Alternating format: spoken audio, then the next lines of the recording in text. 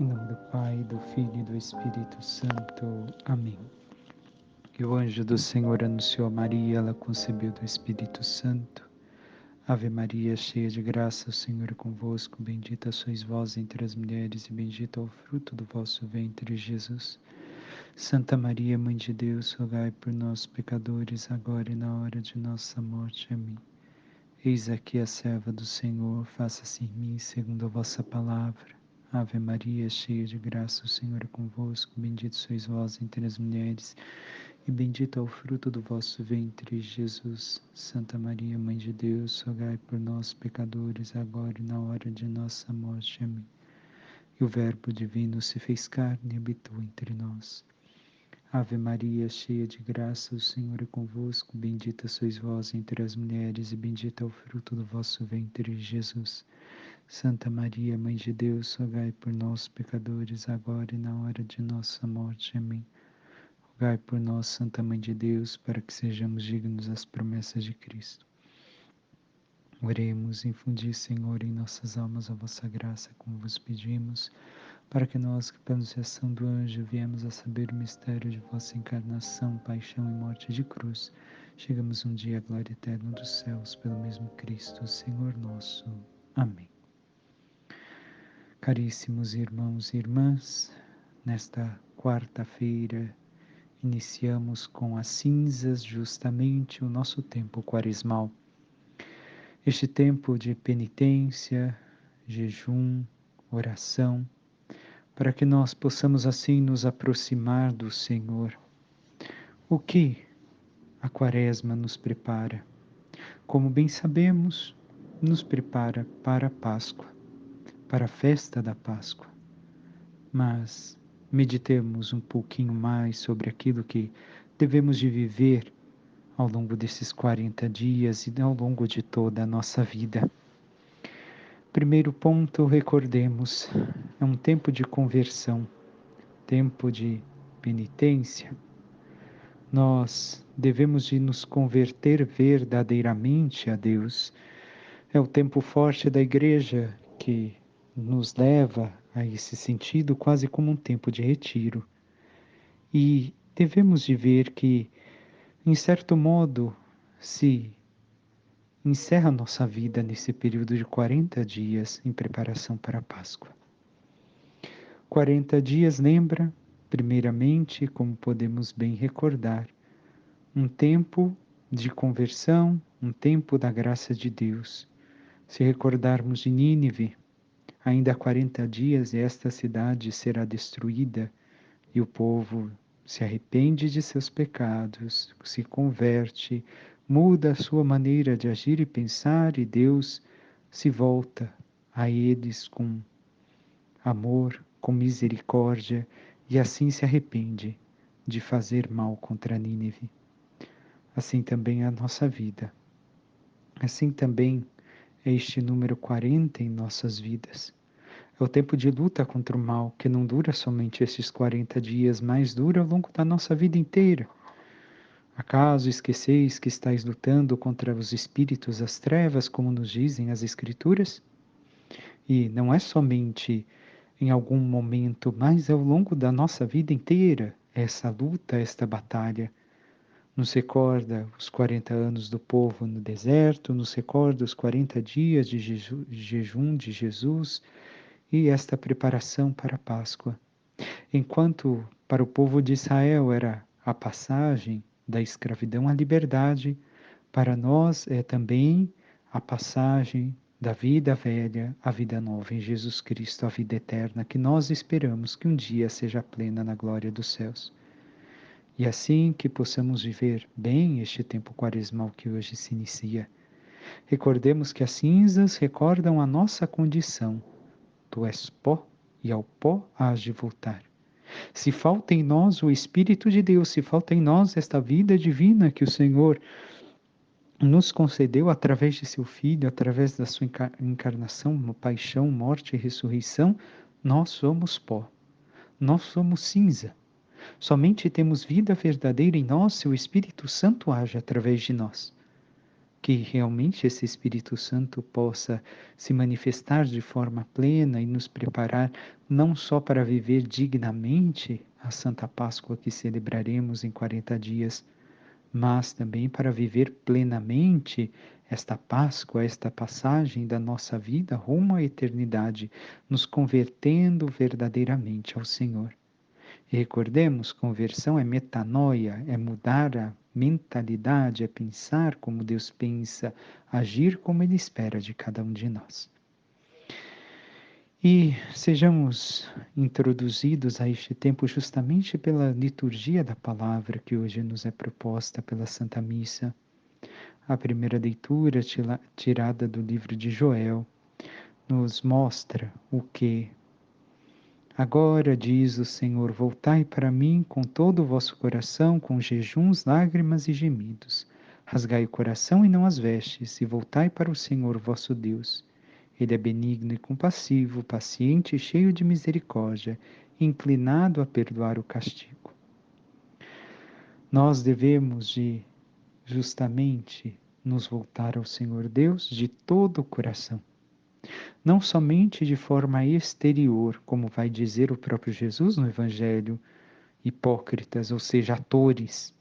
Não agir de forma a sermos atores diante de todos, apresentar uma coisa exteriormente, mas o nosso interior continua a mesma coisa, sem mudança, sem alteração, sem uma total entrega, um total encontro com o Senhor.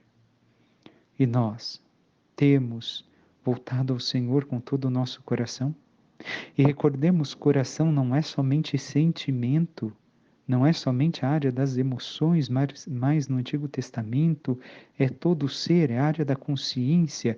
Então, com todo o nosso ser, não somente em alguns momentos e circunstâncias, mas plenamente.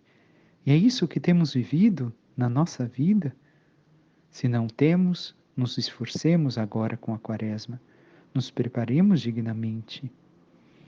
Rasgai o coração, rasgai o vosso interior, todo o vosso ser, e não as vestes, não somente o exterior, aquilo que pode ser visto. Devemos voltar ao Senhor de que forma? Com jejum, lágrimas e gemidos. Mas o que significa, o que simboliza isso para nós? Recordemos, o jejum nos coloca e nos dá força no combate contra o mal. É pura graça de Deus, é Ele que vence em nós, através de nós, a nossa luta contra o demônio, contra as tentações da carne, do espírito meramente humano, e nos dá a vitória. Há certos demônios que somente são vencidos com jejum. Recordemos esta passagem bíblica que o Senhor mesmo diz. Mas nós temos nos aplicado ao jejum de forma sincera, conforme a Igreja nos pede, e não somente de forma exterior, para vencermos as lutas contra o mal, e certos pecados também para serem vencidos, todos ou a maior parte deles são vencidos através do jejum, da nossa busca deles. E devemos estar atentos, porque há dois tipos de jejum: o jejum do mal, o jejum do pecado, ou o jejum de Deus. O jejum de Deus acontece quando nós abandonamos a Deus, não nos alimentamos dele para nos alimentarmos justamente daquilo que é próprio da carne, daquilo que é próprio da nossa humanidade, das tentações, e nós não alimentamos o nosso espírito daquilo que é verdadeiramente necessário. Ou o jejum das coisas humanas, das coisas pecaminosas, daquilo que nos afasta de Deus, para realmente nos alimentarmos daquilo que é verdadeiro, que é o próprio Senhor, a sua palavra. E do que temos feito o jejum? De Deus ou das coisas? Lágrimas e gemidos. Quais lágrimas e gemidos? Ainda alguns dias atrás, dois sacerdotes faziam uma live em que colocavam esta meditação sobre a paixão do Senhor. Lágrimas e gemidos de que forma? Da forma que nós devemos de chorar os nossos pecados, gemer por aquilo que causamos a Deus, seja no nosso passado, seja nós individualmente e aqueles que já chegaram a tal estado de santidade de vida, como os santos choram e gemem por aqueles que ainda ofendem ao amor de Deus para com eles. Nós temos chorado e gemido pelos nossos pecados, porque realmente não nos emendamos e não buscamos a Deus com sinceridade de coração, com amor verdadeiro e sincero. Devemos de realizar isto em nossas vidas. Devemos de nos recordar. E ainda dizia este sacerdote a seguinte coisa de São Felipe Neri, que antes de sair de casa olhava o crucifixo e dizia: Senhor, toma cuidado comigo, porque eu ainda posso fazer coisas piores contra ti se a tua graça me abandona. Então recordemos que nós somos. Como disse, as cinzas vão nos dizer: sois pó e ao pó hás de voltar. Nós fomos quem condenamos o Senhor por nossos pecados a uma cruz para a nossa salvação. E nós somos capazes de fazer coisas piores se nós não olhamos aquilo que fizemos com o Senhor e não buscamos um sincero arrependimento e conversão. E estamos dispostos a fazer desta quaresma e de aqui em diante em nossas vidas algo diferente? O versículo 14 nos diz: Quem sabe se ele se volta para vós e vos perdoa e deixa atrás de si a bênção, oblação e libação para o Senhor vosso Deus? Aqui nós devemos de recordar a liberalidade de Deus. Deus não é obrigado a nada. Deus é completamente livre para nos conceder aquilo que necessitamos ou que pedimos para a nossa salvação. Recordemos sempre isso. Deus não está obrigado, como em muitas ideias de muitas religiões antigas, que eu faço tal coisa e Deus em troca me dá. Não, não, não. O nosso Deus, o Deus de Abraão, Isaque, Jacó, o Deus e Pai de nosso Senhor Jesus Cristo, como diz bem São Paulo, ele tem total liberalidade para nos conceder aquilo que quer e no momento que quer. Não é nosso escravo para realizar aquilo que esperamos ou desejamos, mas sim é livre, totalmente livre. Deus poderia ter castigado Nínive, mas como sabemos é misericordioso e se arrependeu e abençoou. Deus poderia ter derramado qualquer sorte de maldição sobre nós, mas quando nós nos arrependemos e voltamos para Ele, Ele volta para nós e nos abençoa por pura liberdade. Recordemos, Deus não é escravo, não é obrigado a fazer o que nós pedimos, porque eu fiz tal coisa, Deus tem que... Não, não. De forma alguma, Deus é assim. Recordemos que Deus tem esta liberalidade. E continua o texto: tocai a trombeta, para o quê? Para recordar justamente este momento de culto ao Senhor. E encerra ainda a leitura dizendo: perdoa, Senhor, o teu povo, e não deixes que esta tua herança sofra infâmia e que as nações a dominem. Porque se haveria de dizer entre os povos: onde está o Deus deles? Então o Senhor encheu-se de zelo por sua terra e perdoou ao seu povo. Esta é a certeza que temos, que através de Jesus o Senhor nos perdoa. É isso que São Paulo vai dizer a nós na segunda leitura. Mas nós temos vivido o nosso processo de conversão e de amor sincero a Deus. Temos buscado a conversão de nossas vidas. Temos nos entregado à busca sincera da vontade de Deus em nossas vidas e não à nossa vontade. E assim, o Evangelho de hoje nos leva a Jesus, que diz a seus discípulos: ficai atentos para não praticar a vossa justiça na frente dos homens, só para serdes vistos por eles. Caso contrário, já recebestes a recompensa, e o vosso Pai, que está nos céus, não vos dará recompensa.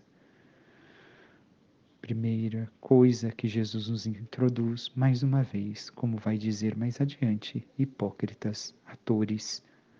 Não devemos de praticar querendo ser elogiados, querendo ser reconhecidos pelos demais. Tudo aquilo que é necessário, quando assim fazemos, já recebemos. A virtude feita desta forma, como tudo aquilo que o Senhor coloca, os atos de bondade, os atos, as penitências, tudo que é feito de virtuoso para que os outros reconheçam em nós já recebeu seus méritos porque queríamos a glória de que somos pessoas melhores. Não é que não devemos de demonstrar. Isso será demonstrado nas nossas atitudes por causa de uma vida interior, por causa de uma mudança de vida, reflete na nossa vida exterior.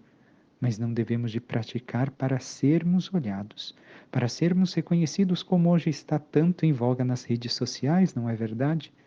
Tantas pessoas para mostrar que adquiriram certos conhecimentos, certas virtudes, certas melhoras, têm que postar, têm que ser reconhecidas, aplaudidas, elogiadas. Também nós agimos assim? Se assim o fazemos, já alcançamos o reconhecimento que esperávamos, já alcançamos a glória humana que queríamos, e o nosso Pai que está nos céus não nos dará recompensa, porque a recompensa que queríamos era somente a glória deste mundo, a glória entre os homens. Como temos agido? E segue nos falando justamente o Evangelho da esmola, do jejum e da oração. Vamos começar pelo segundo ponto, que é a oração. Por que pelo segundo ponto? Para colocarmos em uma nova perspectiva o Evangelho de hoje. Vamos colocar estas três coisas como olhar. Olhar para mim em relação a Deus, olhar para o meu entorno em relação aos irmãos e olhar ao meu interior em relação a mim mesmo. Então a oração é um olhar para fora, um olhar em relação a Deus. Então, como deve de ser a nossa oração? O versículo 5 nos diz: quando orardes, não sejais como os hipócritas, como os atores que gostam de rezar em pé para serem reconhecidos pelos homens. Em verdade vos digo, já receberam a recompensa. Ao contrário, entra no teu quarto, fecha a porta e reza ao teu Pai que está no culto, e ele te dará a recompensa. Então, primeira coisa, a oração não é somente para ser vista, a oração é para viver na intimidade com o Pai. Neste mesmo Evangelho, o Senhor vai nos ensinar o Pai Nosso, mas hoje não está, nos é trazido na liturgia o Pai Nosso e sim a questão da oração. Como temos feito a nossa oração? Temos buscado diariamente estar nesta intimidade com o Senhor, estar nessa presença de Deus para realmente somente recebermos este amor que vem dele, que é Ele mesmo? Ou temos realizado somente oração no momento em que o calo aperta, quando nos sobra tempo, como meditávamos ainda domingo anterior, quando eu posso, quando não? Devemos de dedicar o nosso tempo para o Senhor. Devemos de selecionar um bom tempo para estar com Ele, na sua presença e às vezes em silêncio, mas estar em intimidade com o Pai. Mas temos feito da oração algo tão necessário na nossa vida para estarmos nesta presença de Deus e nos convertermos verdadeiramente? E aqui está o primeiro passo, o primeiro olhar, olhar para o exterior, a nossa relação com Deus. Como está a nossa relação com Ele? É sincera? É verdadeira? Ou só uma busca quando necessito das coisas do Senhor? Segundo passo, voltemos aos versículos que antecedem. Por isso, quando deres esmola, não toques a trombeta diante de ti, como fazem os hipócritas. Em verdade vos digo, eles já receberam a recompensa. Ao contrário, quando fizeres, que a tua mão esquerda não saiba o que faz a tua direita. Esmola deve ser feita quando? Sempre. É isso que também quer dizer a frase, que a tua esquerda não saiba o que faz a tua direita. Não somente quando os homens e mulheres estão nos vendo, devemos de praticar o ato de caridade, o amor para com o outro. E isso tem a dizer o segundo ponto ao nosso entorno, a relação com os demais. Recordemos, esmola não é somente dar dinheiro, é uma parte, mas muitos santos vão dizer que é dar o teu sorriso, o teu amor para com o próximo, até mesmo com aqueles que são difíceis. E temos dado um sorriso? Madre Teresa de Calcutá vai dizer: Um sorriso não custa nada e comprar tudo. Nós temos sido assim acolhedores para com os nossos irmãos? Temos dado a esmola aos demais? E recordando aqui em questão da esmola, não somente aquilo que eu não quero mais, mas muitas vezes, como em certa meditação coloquei em uma das homilias na paróquia, caríssimos, em especial as mulheres, mas hoje também nós homens, ou muitos homens, têm desenvolvido esse hábito. Muitas vezes temos muitas coisas e queremos dar, ao menos do nosso armário, aquilo que não me serve mais ou que já está um pouco desgastado. Mas às vezes temos coisas que não utilizamos e estão em bom estado e não queremos dar. Temos esse desapego de fazer este ato de amor para com os irmãos, dando justamente aquilo que é bom e que eu vejo que para mim não tem utilidade? Ou somente dou aquilo que não serve mais para mim, eu não gosto mais, e aquelas outras coisas ficam paradas comigo? Recordemos, dar esmola, dar as coisas, deve de ser feito sempre com aquele mesmo amor com que Cristo nos amou, como diz São Paulo, com ágape, mostrando a minha relação e intimidade com Deus e dando com confiança ao meu irmão aquilo que eu tenho em excesso, para que também ele possa sentir este amor que eu senti de Deus e venha a fé como eu vim.